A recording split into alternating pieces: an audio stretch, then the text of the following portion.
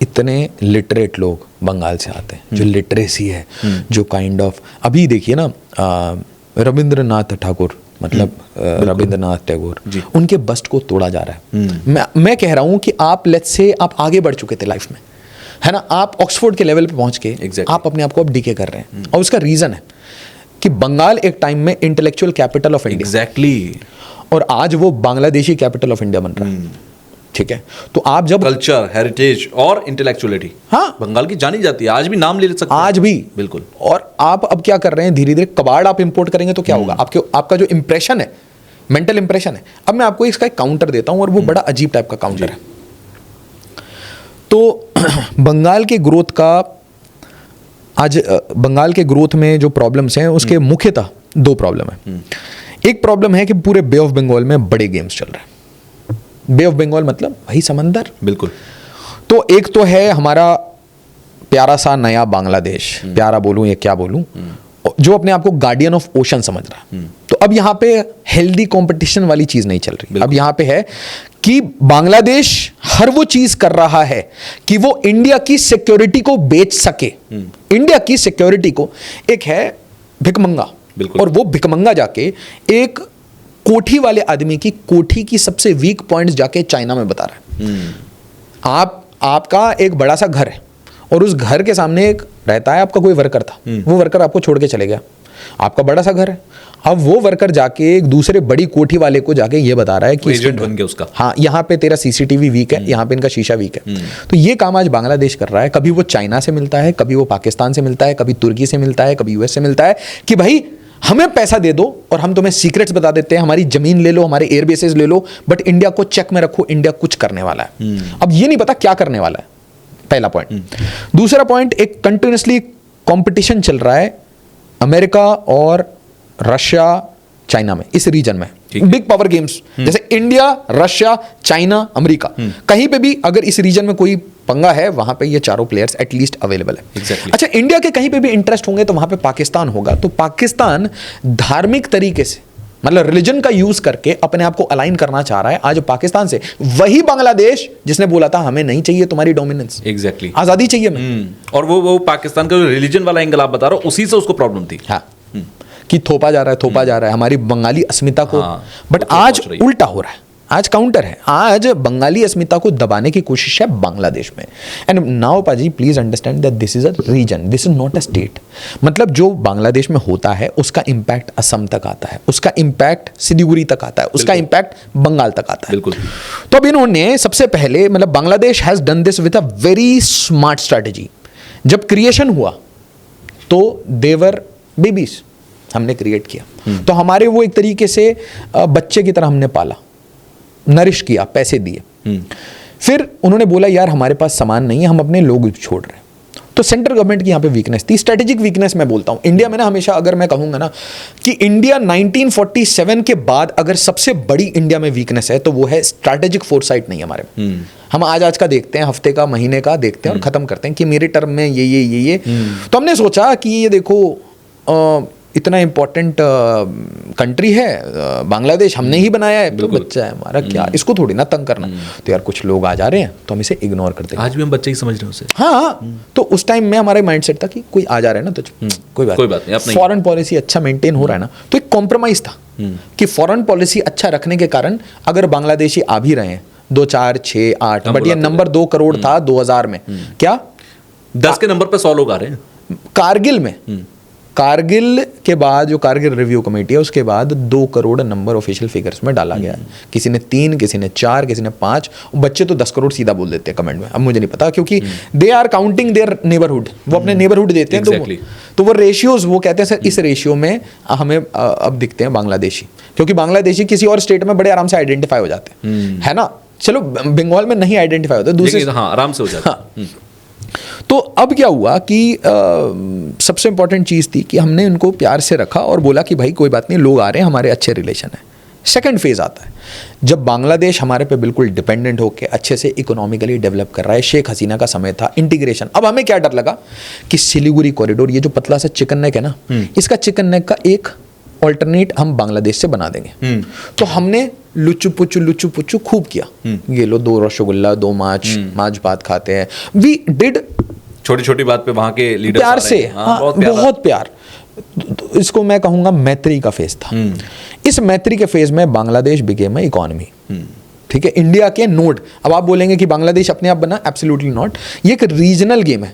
अगर ये reason integrated नहीं है बांग्लादेश से, बे ऑफ बंगाल में इंडियन नेवी नहीं है, तो you cannot grow, you cannot trade. जब पापा यहाँ रहेंगे तभी तो ये सेफ है ना। पापा वहां बैठे हैं विशाखापट्टनम में, कोलकाता में, आईएनएस कोलकाता विशाखापट्टनम क्या है? It is as good as Bangladesh का। It's the INS Visakhapatnam, safety and security नहीं, आईएनएस विशाखापट्टनम इज अ खुला insurance for safety as well as खुला assurance for end of Bangladesh.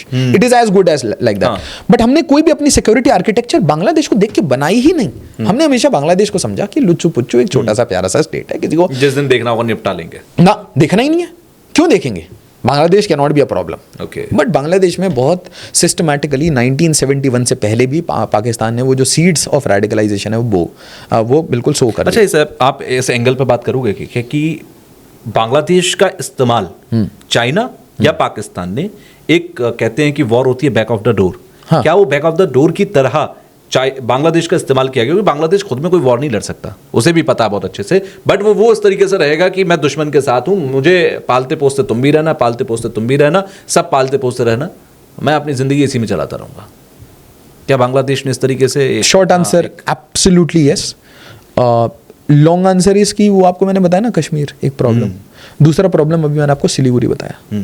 This is our strategic weakness, बिल्कुल geographical बोलते हैं, है ना।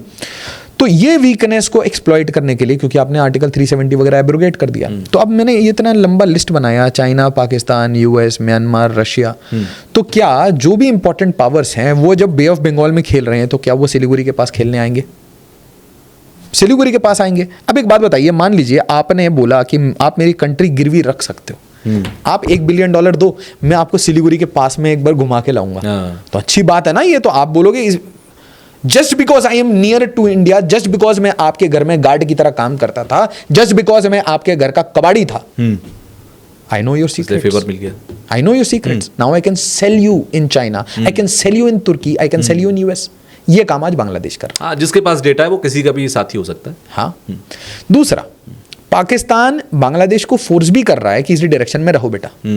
पाकिस्तान ये कह रहा है कि तू रुक ना, मैं दिखाता हूं कैसे कोलिशन तुझे मिलेगी। मैं तुर्की से तेरा कनेक्शन कराता हूं बांग्लादेश, तू टेंशन मत ले, मैं तेरा कतर से क्लाइंट दिलाता हूं, सीधी भाषा में मैं आपको और क्लाइंट दिलाता हूं, छोटे शब्दों में दलाल। हाँ। और इस दलाल का क्या इम्पैक्ट है, क्या यूज है? इस दलाल का सिर्फ एक फोकस रहा है पूरी लाइफ में, from birth of Pakistan, from birth of Pakistan. और बर्थ ऑफ पाकिस्तान आप ये मत सोचिए कि जिन्ना एंड 47 एंड ऑल दैट, ये झूठ है। Birth of Pakistan starts from direct action day. तो ये चीज़ें हिस्ट्री की किताब में लिखी नहीं गई है, मैंने सारी एनसीईआरटी की किताबें पढ़ी हैं। तो जो एनसीईआरटी की किताबें हैं उसमें ये सारी चीज़ें जान के मेंशन नहीं की गई। रीज़न बताइए, ताकि भारत के लोग वो कम्युनल ना हो जाएं, हिंदू मुस्लिम कोई ऐसा विवाद ना हो। अच्छी बात है, एक साइड से अच्छी बात, बट एक सर्टन मैच्योरिटी के बाद आपको स्ट्रेटेजिकली स्पीकिंग आपको पता होना चाहिए सामने वाले का माइंडसेट कैसा है। हाँ। आपको शत्रु बोध होना चाहिए। बिल्कुल। सामने वाला धर्म को यूज करता है, हम बोल रहे हैं, हम अपने आप को टैटू करवा रहे हैं, हम सेकुलर है ना, या रूल ऑफ लॉ, डेमोक्रेसी, हमने टैटू करा लिया दिमाग पे, किताबों में टैटू करा दिया। बट सामने वाला जैसे आपसे बिहेव कर रहा है, आपको काउंटर उसी के तरीके से देना पड़ेगा। तो सामने वाला अगर स्ट्रीट डॉग है तो आपको डोबरमैन शाठ्यम समाचरित, ये तो हमारे वेदों की लाइन है। हाँ।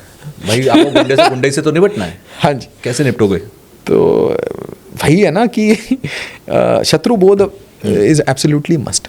तो पाकिस्तान का एक जो क्लियर एजेंडा है वो है कि जहां इंडिया को परेशान कर सकूं मैं करूंगा। तो मिल गया बे ऑफ बंगाल, मिल गया बांग्लादेश, चाबी लगाते रहो, क्लाइंट दिलवाते रहो, हर चीज में पैसे खाओ। अगर लोगों की जरूरत है, पर्सनल की जरूरत होती है, ट्रेंड, बिल्कुल, तो ट्रेंड लोगों को वहां डिप्लॉय करो। अगर किसी को ट्रेनिंग लेनी है इंडिया में कुछ बवाल करने के लिए, उसको भी मैं बांग्लादेश में ट्रेन कर सकता हूं। तो कुल मिला के मैं ये कह रहा हूं कि उनको ये पता है कि अगर पीओके से कुछ किया, रावलपिंडी से कुछ किया, तो ब्रह्मोस आएगा, गुड मॉर्निंग पापा बोलना पड़ेगा फिर, सॉरी पापा गुड मॉर्निंग पापा गलती हो गई थी, अगली बार से नहीं। तो उनको पता है कि रावलपिंडी की अगर बॉम्बिंग आप कर सकते हो, तो अगर अब कुछ भी एनीथिंग एक डॉट में उठा के ये बता दो ना कि इंडिया में ये कांड हुआ, इसका डॉट जाके पाकिस्तान में लिंक होता है, तो मतलब there will be retaliation. Declare कर दिया है कि it will be treated as an act of war. मतलब इंडिया बहाना ढूंढ रहा है, तू कुछ कर भाई, बिल्कुल, मैं तेरे को तोड़ूंगा, इसी बहाने में इजराइल मोड में जाऊंगा और तेरा न्यूक्लियर वेपन को तोड़ के मानूंगा। देखिए, मैं आपको एक बात बता दे रहा हूं, अगर आपको इंडिया को एक सिविलाइजेशनल हिस्ट्री समझते हैं, इंडिया को लॉन्ग टर्म सस्टेनेबिलिटी से, ग्रोथ से, पीस के साथ चलना पड़ेगा, तो मैं आपको एक क्लैरिटी से बताता हूं। आई डोंट नो कि how many strategic experts would agree with this or not, but I am making it absolutely clear कि पाकिस्तान को डीन्यूक्लियराइज करना ये अमेरिका इजराइल का काम नहीं है, ये भारत का काम है, and it has to be done. आप किसी बानर के हाथ में न्यूक्लियर वेपन नहीं डाल सकते। एक बंदर है जो कभी भी कहीं पे भी नाचता रहता है, इट्स अ क्रेजी। इनफैक्ट बंदर बोल के भी आप मतलब एनिमल की बेइज्जती हो रही है ना, बहुत वो मजेदार है। तो पाकिस्तान को अगर आपने टाइट किया, जैसे अभी ऑपरेशन सिंदूर में हम बार बार पूछते हैं ना कि क्यों हमने मार दिया, बहुत लोग पूछते हैं इतना क्यों मारा। तो इसलिए भी मारा क्योंकि हमें बांग्लादेश को समझाना था, वो इसलिए भी मारा क्योंकि हमको तुर्की को समझाना था, वो इसलिए भी मारा क्योंकि चाइना ने हमें चैलेंज किया था, बिल्कुल गलवान डोकलाम में मुंह के सामने आ गए थे। तो इंडिया ने अपने वेपन्स भी ट्राई किए, पूरे रीजन में एक मैसेज भी दिया कि बहुत सिर पे चढ़ रहे हो, देखो भाई ऐसा है, ये है अग्नि और ये है प्रज्वलित कर दिया, अब बताओ आगे। बट जब तक ये ट्रीटमेंट इस डायरेक्शन में नहीं होगा, और ये ट्रीटमेंट दो प्रॉब्लम का है, एक है बांग्लादेश प्रॉब्लम, दूसरा है इसके जो प्रॉब्लम्स वेस्ट बंगाल में फैल चुके हैं और असम में फैल चुके हैं और हमारी टॉप सिटीज में फैल चुके हैं। अब मतलब आप कोलकाता को टॉप सिटी में रखते हो तो मतलब मुझे नहीं पता, बट माई पॉइंट इज कि अगर बांग्लादेशी वेस्ट बंगाल में है, असम में है, कुछ एरियाज ऑफ बिहार में है, इन एरियाज को आपको स्पेशल टास्क फोर्स लेके एक एक को, जैसे ट्रंप जा रहा है ना क्रेजी, उसको पागल कह लो, बट उसको ये पता है मेरी कंट्री है, मेरे बॉर्डर ही है, कॉन्स्टिट्यूशन कहीं है क्या, लाल किताब नहीं, तो उसमें इंडिया दैट इज भारत। तो बिल्कुल क्या मतलब है इसका भाई? इसका मतलब है कि इंडिया एक कंट्री तो है, बिल्कुल, तो कंट्री का बॉर्डर तो होगा, बिल्कुल, तो उसके लोग तो पता होंगे, या बांग्लादेशी भी इंडियन है, नेपाली भी इंडियन है, भूटानी भी इंडियन है, म्यांमारीज भी इंडियन है, पाकिस्तानी भी इंडियन है। मतलब क्या क्रेजी हरकत कर रखी हमने। तो फॉरेन पॉलिसी ठीक रखने के लिए हमने 1950 से एक टेपिड फॉरेन पॉलिसी मेंटेन की, भाईचारा है, याराना है एंड ऑल दैट, ओपन रखा। 71 के बाद ये तो बच्चा है, हमने बच्चा बनाया है। उसके बाद इंटरनली आ जाओ, इंटरनल में लेफ्ट गवर्नमेंट चल रही थी बंगाल में, लेफ्ट की गवर्नमेंट। तो लेफ्ट की गवर्नमेंट जो चल रही है वो किस मॉडल पे जाएगी? सोशलिज्म पे, ठीक है। क्या वो फोकस करेगी मैसिव इंडस्ट्रियलाइजेशन पे? क्या वो फोकस करेगी खूब सारी इंडस्ट्रीज, मैन्युफैक्चरिंग जॉब्स क्रिएट हो? नहीं। तो बंगाल का स्टैग्नेशन जो चल रहा था, एक पहला तो वो 1900s में हुआ जब कैपिटल शिफ्ट कर दिया दिल्ली। उसके बाद जो सेकंड स्टैग्नेशन ब्रिटिशर्स के अंडर जो हुआ, उसके बाद सेकंड स्टैग्नेशन शुरू हुआ जब लेफ्ट की सरकार आ गई।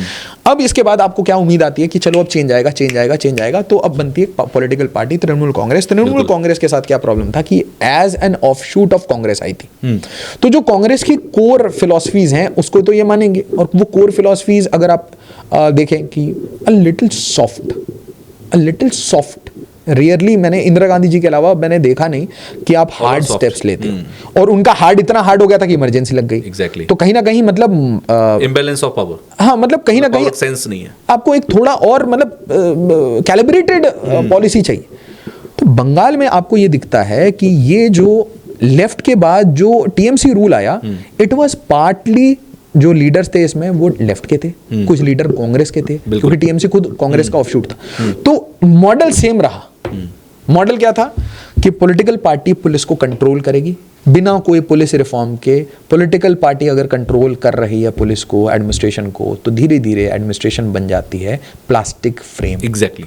और यही प्लास्टिक फ्रेम बनी थी इंदिरा गांधी के टाइम में, जो बात मैंने आपको बोला ना इमरजेंसी के टाइम। बिल्कुल। तो अगर आपके आईपीएस, आपके आईएएस, टॉप ऑफिसर्स, अगर वो प्रीलिम से पहले ये पढ़ के बैठे रहते हैं कि बंगाल में एक प्रॉब्लम है, मेंस में वो क्लियरली इसे लिखते हैं, पर जैसे ही वो डिप्लॉयमेंट पे जाते हैं उन्हें ये पता है कि लीडर यही रहेंगे, इन्हीं की पार्टी चलेगी। शपथ लेते ही एक समझ जाते हैं, एक माइंडसेट बन जाता है कि हमें इसके मातहत काम करना है, ये हमारा मालिक है, हमें वही करना है जो कहना है। वरना आपकी लाइफ। अच्छा, बाकी राज्यों में भी तो गवर्नमेंट चला रही है, बाकी राज्यों में भी तो पॉलिटिकल पार्टीज चेंज भी तो होता ना, चेंज नहीं हुआ ना। ओके, चेंज कहाँ हुआ? आपने बोला कि ये टीएमसी है, पिछली लेफ्ट है, मैंने यही तो आपको बताया। कि आपने पार्टी अपनी कैसे बनाई है, left plus offshoot of Congress. बिल्कुल। तो मतलब आप 50 से अभी तक सो यू आर सेइंग कि वेस्ट बंगाल के हालात, कोलकाता के हालात तभी सुधर सकते हैं जब वहां पर पॉलिटिकल चेंज आए, जो कि बहुत सालों से है। आ क्यों नहीं रहा, इस पॉइंट पर आते हैं। क्योंकि बीजेपी ने बहुत सारे राज्यों में, जो शुरुआत में भी मैंने बोला कि बीजेपी ने कई राज्यों में सिर्फ सरकारें बीजेपी की बनाई। बात नहीं है, कोई भी दूसरी पार्टी हाँ बहुत राज्यों में सरकार बनाती है, जाती है, दूसरी पार्टी आती है, यही- but यही- बंगाल में फिक्स है। यही पॉलिटिकल पार्टी सच बोलना शुरू कर देना तो ये काफी है। ममता बनर्जी रोती थी, she used to cry in parliament कि बहुत बांग्लादेशी आ रहे हैं, Exactly. मैं कैसे इसे हाँ, ये भी एक बहुत बड़ा पॉइंट है। ममता बनर्जी शुरुआत का अगर करियर देखा जाए, काफी साल बाद तक का करियर देखा जाए, उनका पॉलिटिकल करियर में बहुत अच्छी इमेज, हाँ लेकिन ऑल ऑफ सडन जब बात आती है बांग्लादेश, ऑल ऑफ सडन जब बात आती है वेस्ट बंगाल की गवर्नमेंट की, एक अलग ही रूप दिखाई देता है। हाँ मोदी साहब कहते हैं कि बहुत अच्छी बहन है मेरी, हाँ ठीक है, लेकिन जब आइडियोलॉजी की बात आती है, जब बड़े फैसलों की बात आती है, बिल्कुल ऑफ द वे दिखाई देती है। तो क्या मजबूरी है कि सरकार बनाए रखना है तो फिर ये वाली बातें करनी पड़ेंगी? हाँ मतलब अंदर से कुछ और बाहर से कुछ और वाले हालात? मोर और लेस। तो बॉटम लाइन अब ये हो चुका है पाजी कि आप इस रीजन में हैं जो कि बंगाल का रीजन है, और अगर आप बंगाल के कुछ एरियाज को देखें तो बंगाल कुछ इस टाइप का है, और इसे हम बोलते हैं नॉर्थ बंगाल और इसे हम बोलते हैं साउथ बंगाल। ठीक है, नॉर्थ है, एक साउथ है मान लीजिए। तो साउथ के जितने बॉर्डर इलाके हैं, अब वो बॉर्डर इलाके के जो डिस्ट्रिक्ट्स हैं वो डेमोग्राफिक अग्रेशन में चले गए हैं। ओके। डेमोग्राफिक अग्रेशन और डेमोग्राफिक चेंज ये दो अलग शब्द हैं। डेमोग्राफिक चेंज मतलब मान लीजिए आप बहुसंख्यक थे, आप अल्पसंख्यक बन गए, ठीक है, and vice versa. Because let's say आपने 6 बच्चे पैदा किए, अगले वाले ने नहीं किए। लेट्स से आप माइग्रेट कर गए, आपके बच्चे यहाँ नहीं रहते, सब यूएस में रहते हैं। बट यहाँ पे अग्रेशन है। अग्रेशन कैसा है कि अगर आप इंडिया का मैप बहुत ध्यान से, और इसको आप डेमोग्राफिक डेटा को बहुत आपको ध्यान से पढ़ना पड़ेगा, तो आपको ये समझ आएगा कि कुछ जगह, और अभी यूपी में योगी जी की जो गवर्नमेंट है, बाबा की गवर्नमेंट है, वो इसके ऊपर काम कर रही है। मैं आपको एक कुछ ओके, लोकेशंस बताता हूँ। ठीक है। इस लोकेशन पे आपकी डेमोग्राफिक अग्रेशन हुई है। बिल्कुल सिलीगुड़ी के पड़ोस में नॉर्थ ईस्ट बिहार पे यहाँ पे डेमोग्राफी चेंज हुई है। इन सारे एरियाज में डेमोग्राफी चेंज हुई है। ठीक है, तो मतलब समझिए कि आपका ये जो पूरा सिलीगुड़ी है ना, इसके ऊपर फोकस, इसके चारों तरफ आपने क्या किया है, अपने लोग लगा दिए। अब मान लीजिए अगर मैंने 100 लोगों को भर्ती किया जी इस जगह जाने के लिए, इस 100 में मैंने सिर्फ 2 स्लीपर सेल के बंदे डाल दिए। स्लीपर सेल क्या है, आप और मैं स्लीपर सेल है, ठीक है, बिल्कुल बैठे हैं ऐसे आराम से पॉडकास्ट कर रहे को हैं, कुछ नहीं पता, और फिर हमें 10 साल के बाद एक कॉल आया, एक्टिवेट, तो हम गए, Activated. बस एक्टिवेटेड, खत्म। ये पूरा पीछे का हटाया, लकड़ी, सामान निकाला, काम शुरू। बस। तो ये आपको कैसे पता कि कहाँ आपने कितने डाल दिए? तो यहाँ पे हमारी पूरी, और यहाँ पे पूरी सेंट्रल गवर्नमेंट 1950 से एक फॉरेन पॉलिसी दोस्ती करने के लिए बांग्लादेश से हमने इसे इग्नोर कर रखा। और हम क्यों ना माने कि पाकिस्तान, चाइना अपने स्लीपर सेल, अरे हाँ, ये- सॉफ्ट बॉर्डर है, आराम से इन्फिल्ट्रेट कर सकता है एब्सोल्युटली, बांग्लादेश। क्यों ना माने क्या है। अब मैं आपको 2 मॉडल बताता हूँ। आप आइए बांग्लादेश से, इनफैक्ट आपको मैं 3 मॉडल बता देता हूँ। आप आइए सबसे पहले बांग्लादेश से वीज़ा लगवा के आए, अंदर आते ही आप पहले गए तंदूर पे अपना खाना खाया और अपना पासपोर्ट जला दिया, गायब। उसके बाद गायब। उसके बाद आप ढूंढेंगे conflict region. Conflict region Kashmir में गए, कश्मीर में किसी पत्थरबाज OGWs इनके पास बैठ के आपने वहाँ पे अपना शरण ले लिया, वहाँ सारे डॉक्यूमेंटेशन करा लिया, सब कुछ हो गया। इसी तरीके से आप आए स्मगलर बन के, कुछ सामान स्मगल करके आए, और सेम काम आपने किया, आए यहाँ बस गए। आपका एक अभी 15 साल से एक आदमी का पकड़ा गया, जो 15 साल पुराना उसका बांग्लादेश का भी ID कार्ड है, और उसके बाद 15 साल पहले उसने इंडिया का भी ID कार्ड बना रखा है। तो उसके पास मतलब डबल मतलब गजब। मैंने कहा भाई ये होती है ना कि उधर भी बेनिफिट, इधर भी, दोनों जगह फायदे। हाँ भाई, तो टैक्स आप दे दो, बाकी बांग्लादेशी खा लेंगे, है ना। तो एक तो ये मैंने आपको दूसरा मॉडल बोल दिया बांग्लादेशी का, जो आ रहे हैं सीधा थ्रू स्मगलिंग। तीसरा मॉडल देख लो। तीसरा मॉडल है कि रोहिंग्या जो म्यांमार में रहते हैं, उनका कोई मतलब नहीं है यार, इंडिया के साथ हमारा कोई मतलब नहीं है, कोई मतलब नहीं, कोई बॉर्डर हम शेयर नहीं कर रहे। तो रोहिंग्या पहले बांग्लादेश आएगा, और बांग्लादेश कहाँ है, यहाँ है।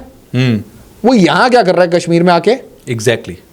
वो मुंब्रा में क्या कर रहा है, वो मालेगांव में क्या कर रहा है, वो आएगा तो बसेगा सबसे जहां पहले कॉन्फ्लिक्ट है वहीं पे बिल्कुल। क्यों है भाई तू वहीं क्यों जा रहा है, ऐसा वहां पे कोई मतलब कुछ सोना वोना मिल रहा है, क्या हो रहा है।